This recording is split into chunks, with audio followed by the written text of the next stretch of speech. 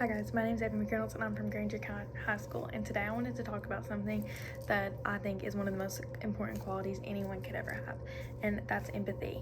And I want to build a more connected society.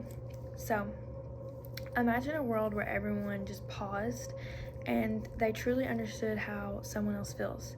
What would the world look like? What would the main change that we see? Empathy is more than just a soft skill and a warm, fuzzy feeling. It's a powerful, transformative force that our world is deeply missing. And today I want to talk about why it matters more than ever and how each of us can begin working to bring it back one moment at a time. So I remember last semester I was knee-deep in schoolwork. I was behind. I was having basketball games 3 nights a week, and I was just absolutely mentally checked out for the semester. Most people didn't notice, or they assumed I was just being lazy. But one day, my Young Life leader stopped and she asked me if I was okay. And it wasn't just in a casual, automatic way, but she really asked me and she wanted to know how I felt. She just listened to what I had to say. She didn't try to fix it or offer me any advice. She just gave me a space where I could really feel heard. That moment stuck with me because it reminded me how rare and powerful real empathy is. It doesn't take much, just paying attention and choosing to care, but it is completely a change to someone's day or even their life. Empathy is the ability to understand and share the feelings of others. It comes in different forms. Cognitive empathy, which helps us grasp someone else's perspective.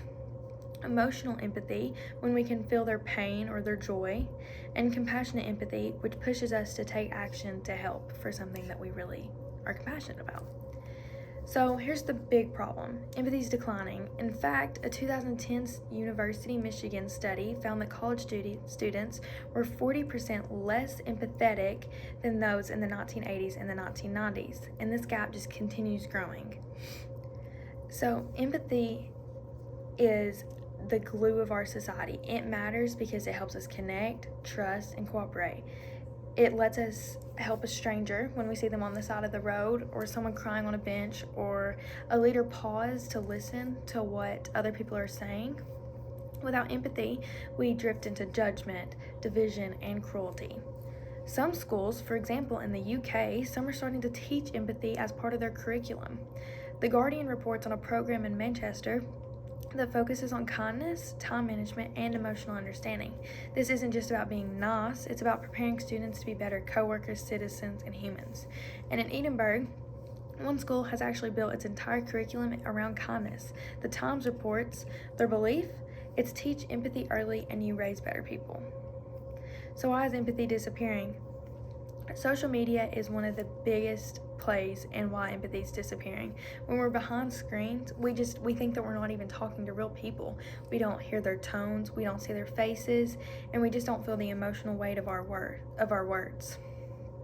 So whenever someone feels invisible, they become cruel.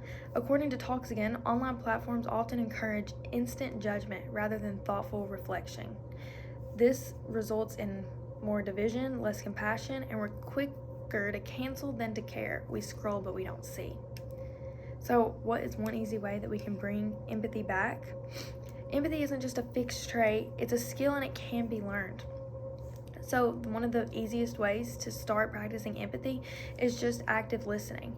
This is whenever you listen to what someone has to say, you don't offer advice, you don't offer ways that it can be fixed, and you don't try to belittle them for how they are feeling. You simply just listen and you say that you understand. And it's not just waiting for your turn to speak, it's about genuinely listening to what they're saying. The second thing we can do is practice perspective taking. So imagine putting yourself in someone else's shoes. I know that I do this. If I'm harsh on someone or quick to judge, I just put yourself in their shoes and think of how you would react in that situation or how you would want people to treat you in that situation. Third would be just to get involved in your communities. You can volunteer, you can help a neighbor, or simply asking someone how they're really doing. If you notice someone's struggling, just ask them how they're doing. Chances are they'll just talk to you and you can just listen.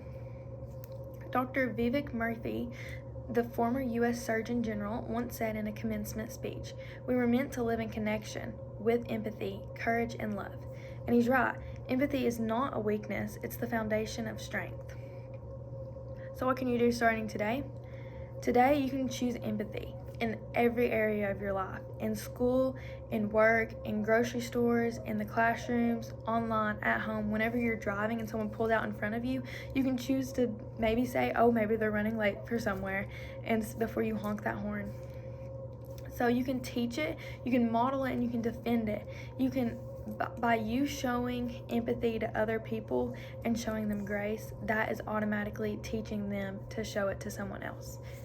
Because this is so important, because empathy is what binds us together. Without it, we're just people living near each other, not truly living with each other. So we want to build a more connected, compassionate society, and this can start with me and you. Thank you all for listening.